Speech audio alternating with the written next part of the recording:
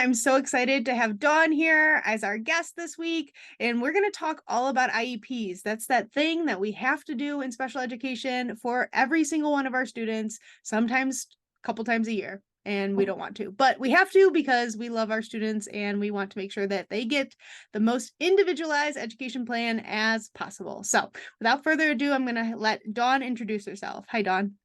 Hey there, Heather. Thanks for having me on.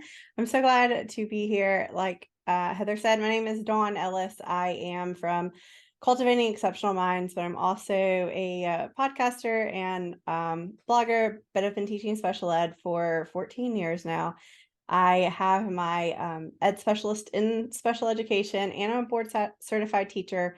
I've done a lot of different types of special education from birth to about middle school. And so that's kind of where my zone of knowledge is, but definitely love learning all about the different kinds of special ed and sharing my knowledge through various different groups and podcasts and things, as well as I know we have a group together, Special Ed Socials, where we share a lot of our knowledge there too. So that's just a little bit about me, but I'm excited to be here. Yeah, I've been on Dawn's podcast a couple of times now. She was actually the first person that has brought me on her podcast, and that's kind of where it all went from here. And I found my love for sharing information either virtually or through video or audio. So it's kind of due to Dawn why I'm here. Well, I'm very glad you're here. So So what energizes you about education or special education? oh, I really enjoy the little wins of special education. It's taking kind of moving from that airplane view that so many times I think that when we are in looking at a special education perspective of like everyone needs to be doing this, and we kind of break it down to what this kid is doing, where they are. And I really enjoyed looking at some of the testing data to see what and how they are performing at this moment, and then help raise that bar and get them to places they didn't even think they could go, by taking that data and then implementing it through an IEP or through my instruction throughout the year, and seeing those wins all along the way and celebrating them big, because people, so many kids need our love and attention, but knowing that we have their back to celebrate those little milestones as well as the big ones, it makes a huge difference. Yeah, I feel like everybody's kind of said that is like that's what makes it all worth it is those little moments that have led to this big opportunity for this student. Big or small. I know when I had a student who was learning how to tie their shoe and they learned how to tie the knot, and I was like, oh my gosh, we're gonna throw a party and this is gonna be gigantic. This is huge. This is the first step that you need. And oh, it was so good. And honestly, it does. It keeps you going where you're like, I taught a student to tie their shoe. And you're like, really? That's what you care about? I'm like, yes, that is totally what I care about. So I love that. So let's dive into a little bit more about IEPs and that process with the age-old question of how long does it take for you to write an IEP? So it's interesting that you asked that question, because I think that you have to look at the IEP as a few different pieces, but just to sit down and write all of the different pieces now, 14 years later, I can usually hammer it out in about 2 hours. Yeah. But it's not just that 2 hours, because there's so much prep work on the front end that if you put in the work doing those things, it makes writing that IEP both effective and efficient when you sit down and write it. So that 2 hours is a little bit deceptive, but when I sit down with all of my information, usually, I can hammer it out. I like to write it in like a Google Doc and then transfer it into my systems software, only because the internet will crash or something will happen if I try to type directly in there. But yeah, so around 2 hours. Yeah, I would say it's about the same for me, even in my 10 years of experience. Like, I feel like I've gotten faster over the years, and like I have a system, which I feel like has really helped me. So yes, you take the baseline data and the information of the previous IEP and the previous progress and kind of analyze all of that. And that's like even like pre-IEP process. Exactly. And that can take me up to an hour sometimes because I'm like, okay, well, what about this? What about that? Have we tested this? Have we tested that? And there's so many different ways that you can go in an IEP and determine what is best for that student moving forward, either goal wise or like progression wise. We really want to make sure that we take that time to analyze all that information we have, because why are we taking the data if we're not going to actually sit down and look at it? Yeah, So yeah, I agree. I'm around probably about 2 hours, like present levels, parent input, general for education sure. teacher input, like all of those pieces, like I have to send out those emails and have that communication. Like that's a whole different process, I guess is the best way to describe it. Like where like Yeah. that is like pre-IEP, but like actually sit down to write like present levels and goals and accommodations and those types. Like, yeah, probably about 2 hours for each IEP. Yeah, so I think that so many times, like, if you don't focus on those that prep work on the front end, and we'll talk about it a little bit, and also have the an IP blueprint that helps walk through just some of those things to consider as you're like I start all the way in January where I'm beginning to write down as I'm working with the students like strengths and weaknesses and Mhm, knowing when their due dates are and sending out mhm, those different kinds of input so that as I narrow into that, 6 weeks to a month out, I then have a lot of information that I can pull from. And so that really allows me to just hone in and use that time wisely, the little bit of time that I have. And sometimes it's not 2 hours consecutively that I mhm, have during my day. So maybe 30 minutes here, I'm just working on the strengths. And then another 30 minutes here, I'm working on those goals or those mhm. paths. So it's just allowing me to have all the information. So as time allows to break that down. But I really feel like having that checklist at the beginning to help with knowing kind of what I need. Mhm. And so much so that I even like look at my caseload and I think about who all needs to be invited or who all do I need reports from? Do I need something from the dietitian at the campus because they have feeding needs? Do I need, the nurse's input? Who all like just thinking about each student and having that written down in one place, just Mhm. I feel like is the launch pad for the rest of IEP writing. Yeah, no, I totally agree with you. Thinking ahead of when those due dates are coming up and looking at, so as teachers are planning over the summer now, just make sure you are checking those IEP due dates as soon as you get your caseload, or if Yes. you already have your caseload, try to figure that out so you can plan 3 or 6 months in advance to make sure that you are ready to go. And I know something that's really helped me was scheduling out emails. So if I did have some time, maybe on a random Tuesday, I would schedule emails to go out at a later date of like, I need parent input. I need to remind them of the IEP. I need to talk to the gen ed teacher to remind them that these accommodations are needed. But maybe it's not an immediate email that needs to be like taken care of right now. Like I can schedule it out for, months in advance if I needed to. So that's really Yes. helped as well. For I love sure. that. I love the scheduling emails for sure. And I think that staying organized was definitely something I was going to tap on in a little while, but yeah, like knowing Mhm. those dates is imperative. Yeah, so you touched on it definitely a lot with what can a teacher can do before an IEP meeting to make sure that they're collaborating with the IEP team. Do you have any more specific examples of like how to bring in therapists or maybe the parents? Sure. So typically when I'm hitting that like 2 to 3 months before the IEP is due, I do send home parent input. And I try to get at the beginning of the year, I find out from the parent, do you want this input digitally? Do you want it, manually or like on paper? Or do you want me to call you and just ask you the questions? What is best for you? And so I try to take note of that and do that first. And then if Mhm, I don't get that back in a few weeks, I usually give them like 2 weeks to do it. And then if I don't get that back, then I try a different way. Just to where we're always having input from the parents. And a similar thing with the general ed teachers as well, mhm, giving them enough time to do it and then giving them some soft reminders, whether that is verbally or through a scheduled email to mhm, make sure that they are getting that done. And then on that checklist that I talked about at the beginning, mhm. I'm checking off that I send it out to the people, but I'm also checking off when I receive it back. So I'm just kind of keeping track, and that's just on my desk. So I know kind of where we are in the process. I also email the occupational therapist and the speech therapist if they have those related services and well, OTPT and speech, the date to let them know if there's any kind of language evaluation or articulation or a physical evaluation. And then just 2 weeks prior, I remind them again so that they're getting the information to me. A lot of times in our district, they send me reports and then I have to put it into the proper places in the IEP. So that just gives me a little bit of turnaround time. But some people, I think, like the specialists, go in maybe to the software and put their information in. So just to where we're getting all the information. And so just making sure that we are just starting far out in advance. And I know some people are not like that, and that's okay.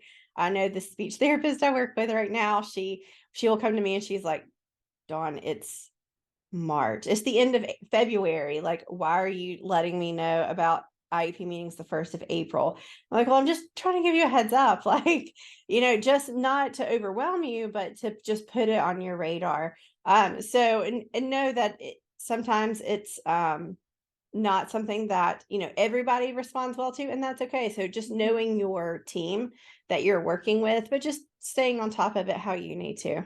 Yeah, I love that. And you mentioned your blueprint a couple times. Is that something you can share with us? Yeah, I can give you the link to put in the Awesome. show notes. It's just a free download that you can definitely check out. It's got and I'll talk about it a little bit more in a little while, but yeah, it definitely has just like it's got a digital and a printable version of like just the checklist for the beginning of the year to help special ed teachers just kind of get on track and stay on track throughout the year so that there's not this constant overwhelm Yeah. with the paperwork process.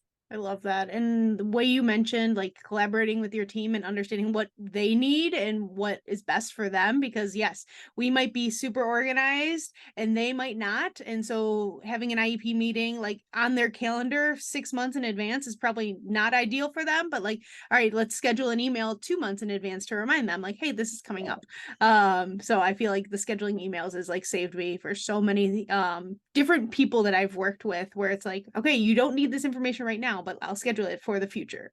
Yeah. Because I'm thinking about it now and I'm ready to have that conversation. So love that.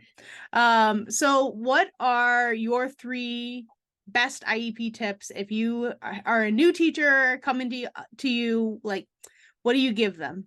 Sure.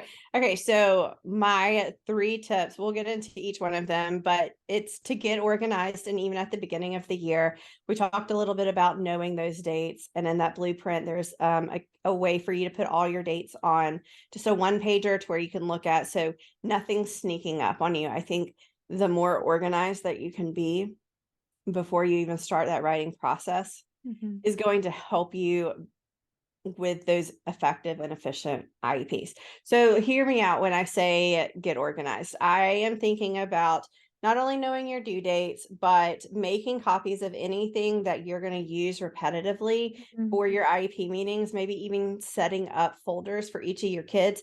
Now, some systems I know are on a calendar IEP. And so you have IEPs all year long, right? Mhm. Some districts have them all in the span of 2 months, like the entire district. Yeah. So no matter what your setup is, you can still use these tips to help you with that process so that even if you have IEP meetings in October and February and May, you still know what you need to be doing Mhm. 60 days out, 30 days out, and a few days before so that when you go in the IEP meeting, you're not scrambling, still writing in that last sentence as you get started. Mhm. It's been done. You're able to send that draft home. You're able to lead that meeting with confidence and know it front and backwards and be able to collaborate with the team and make any changes that the team feels like needs to be made and then close it out so that everybody's time is used efficiently. So I like to print off things like the parent rights if we need to Mhm. manually give them a copy. We also have them initial. And so having those 2 things, and we have other forms like a state testing form or maybe a determination if they're on the alternate curriculum. And so having or the parent input, if we know that several parents want that in a paper form, we go ahead and have that printed out. Even if we're not sending it home for 2 weeks, it's all in their folder Mhm. with their names on it so that as I need it, I can just grab it, put it in envelope, send it home, let the parent know it's coming home, Yeah. or email it out. And then as I get even reports from the OT, the PT, I print it out and stick it right in their folder. So then when that time comes around to sit down and write, everything's in that one collective spot. That also goes for any kind of digital, like online programs that my kids are using. We use a program called Thread for a lot of our digital data. So printing off those graphs to show me how they are really doing with their goals or what they're still struggling with, showing proficiency in other targeted academic areas with education.com or any other program that we may be using, having all that data printed off.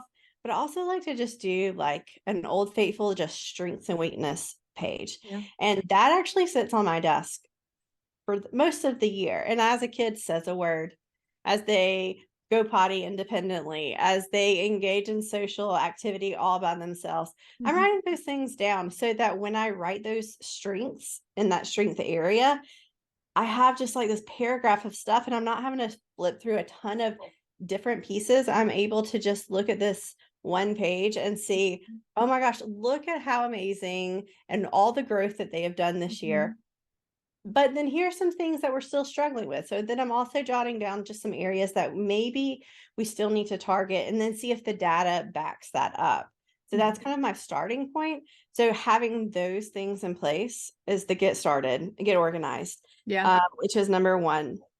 I also like to, number two, like another tip for doing IEPs. I had a girl this year who it was her first year, and these are the things I have told her. But to use, I don't want you to copy and paste IEPs, but I do want you to use prompts because I think everybody needs to work smarter, not harder. And I think so many times when we're Mhm. writing IEPs, there are things that we have to include in certain areas, and if we don't have like a template kind of in place of Mhm.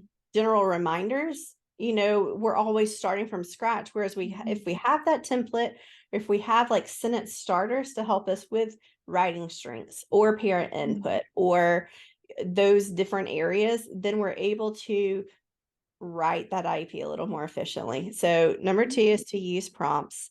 Mhm. And then number three is to take all that information that you've done in the beginning before the IEP was even due. You get all that data and that input, you look at it collectively, Mhm. you sit down to write this IEP, you use your prompts, do that early. Do Mhm. that like 2 weeks before it's due if you can, a week even. But Mhm. this allows you to have time for other people to review it, Mhm. whether that's for grammar, whether if that's just for general flow of things to make sure things sound right, and to make sure that you don't forget little pieces of the IEP that you don't have to go back and amend as soon as you Mhm. complete the form. But this also allows you to send home a draft of the IEP. Now, some districts allow you to send the whole thing. Some districts want you just to send a piece home, whatever that may look like, but that allows you to show the parents all the information that you've collected Mhm. so that the IEP does run a bit more smooth. So by having those three things, it definitely helps guide you into the IEP process. And then I'll say one more thing, maybe as a bonus tip. Once you have all that and you send that draft home, if you take a few minutes before your meeting actually starts and lay out the papers in the order that you need to go through them Mhm.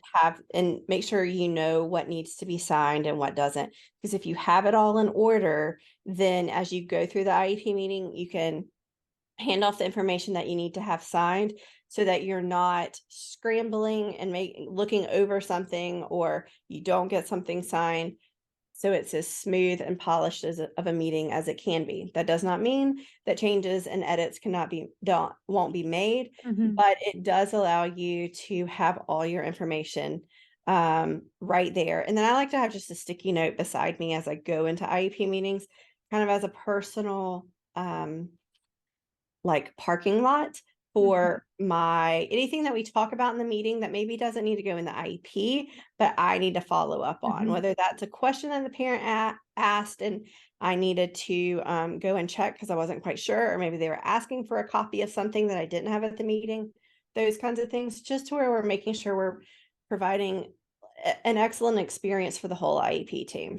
Yeah, So I love those are that. my tips.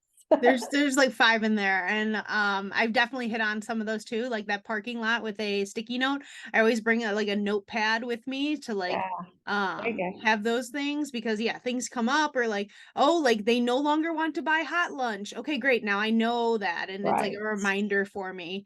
And then the other one I also use is the prompts where I have some type of structure to how I do my present levels and a structure to how I do like my goals, so that there isn't a moment where I forgot to add how they do in the community. Oh my gosh, now we're in the community and the next teacher has no idea because there was nothing in the present levels that said how they work in the community. So I Yeah. love that. So many great ideas there. And again, you gave us more tips than I had asked for. So Yay. even better. So we've talked a lot about before an IEP meeting, a little bit during an IEP meeting. What do you say that teachers should do after an IEP meeting? Maybe that next couple hours after, even to a day or a week after. Like what are we supposed to do now that we've finished this document? Sure. So after an IP meeting, breathe like you did it. Like all that hard work has come to an end and you are finished. But there are a few more steps that you have to take to make sure that everything is completed out. Mhm, So sometimes you have software that you need to finalize the different documents, whether that you complete that in the IEP meeting. I know for us, we complete a lot of the things in the IEP meeting, and so we give the parents copies, but sometimes that doesn't happen, mhm, or maybe you need to put in a few more extra things. So just making sure that your process is completed on the computer end, making sure that your paper copies, everything is signed and dated and in the correct order, for your folder document as well, mhm, is definitely something that you need to just, whether that doesn't necessarily have to be done, as soon as the meeting's over, but within the next day or two. And so because that allows you to catch anything that you may have missed, mhm, because mistakes do happen. But making sure you get your paper and your like internet folders in order so that when you do look at it again, that it is in that like whatever order that you prefer it in. I know our district prefers like the profile page on top and then the mhm, meeting minutes or whatever, so that you have mhm, all that in order, and you take the data and all the information that you've used to put it in the places that you need to, and then just making sure that you fill in the rest of the team who may not have been present, in on the information and the decisions that were made on the IEP, especially if it is a calendar year, because those things will need to be worked on throughout the year. So whether that is related service providers who couldn't attend, or if as a general ed teacher to let them know that maybe services are tweaking or changing or maybe ending, depending mhm, on what the students' needs are and what the IEP team determined. But I think those are definitely some great things to do after an IEP meeting, mhm. to make sure you land on the right foot. I love that. So many great things with our paperwork that like sometimes get forgotten and like because we just continue with our day and oh my gosh, I forgot to use the sign-in sheet or I forgot Yeah. to, take notes or whatever it was. So like making sure that you have all those things together is so helpful. Another thing I used to do with my families was I would give them a call that next day, Good idea. and just kind of follow up like, hey, I know there was a lot of information thrown at you. Did you have any questions or did you need me to clarify anything for you? And I feel like that's gone over really well is just to connect with them again because it's like an hour to an hour and a half sometimes of just information thrown about their child. Sometimes it's like, I really heard somebody say that they can't do this and it really stuck with me and I really couldn't listen to the rest of the meeting. And like, I don't want parents feeling that way. So like, Yeah, let me explain that a little bit more of why we said right now your child can't do this or like we haven't been successful in doing this yet, and try to reframe it a little bit because it's hard to hear my child can't, my child can't, my child can't, or they're not doing this. So we really want to make sure that we do that if we can. for sure. So do you have any more resources, blogs, and podcasts that you can share with us and that I can make sure I can link below? Sure. I do have some podcast episodes all about IEPs, and I also have several blog posts as well. I'm just talking about steps of like how to write an IEP goal or Mhm. different tips before an IEP meeting, things to do all year long. And then there are some products in my store, both free and paid, in my TPT shop for special educators as well, for writing IEPs and doing some of the things that we talked about today. Whether that is like parking lot information or like writing IEP help or even reminders to teachers. So all those things are available to, and I can leave those for you for the episode as well. Awesome. Thank you so much. Yes. Any other tips and tricks for the IEP process that you want to share with everybody? I think I gave them all away already. I know you gave a lot. But Um, just making sure to be prepared and confident in the meeting. I think that goes such a long way. Maybe my last tip would be like bring tissues because I feel like you always need them, even in the ones you like don't think you'll need them in. Even just hearing the parents hearing all the things the kids did accomplish. Mhm.